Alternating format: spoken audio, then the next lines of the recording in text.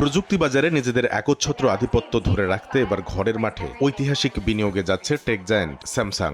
দক্ষিণ কোরিয়ায় আগামী 10 বছরে 1000 ট্রিলিয়ন ওয়ান বিনিয়োগের মেগা পরিকল্পনা হাতে নিয়েছে প্রতিষ্ঠানটি, মার্কিন ডলারে যার পরিমাণ প্রায় 648 বিলিয়ন।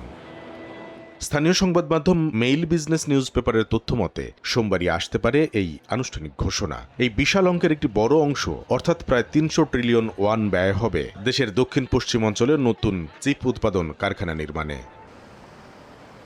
বলা হচ্ছে মূলত সিউল ও এর আশপাশের এলাকার বাইরে অর্থনৈতিক উন্নয়ন ছড়িয়ে দিতেই এই উদ্যোগ নেওয়া হচ্ছে। দীর্ঘদিন ধরেই কোরিয়ান চিপ নির্মাতারা সিউলের বাইরে বিনিয়োগ বাড়ানোর জন্য অভ্যন্তরীণ চাপের মুখে ছিলেন।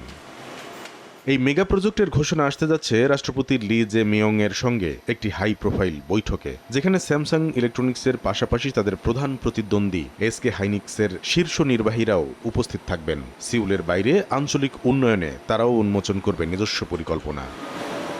বিশ্লেষকরা বলছেন এই মহাপরিকল্পনা বাস্তবায়ন হলে বৈশ্বিক সেমিকন্ডাক্টর বাজারে দক্ষিণ কোরিয়ার অবস্থান আরও শক্তিশালী হবে। কামরুল হাসান সবুজ, সময় সংবাদ।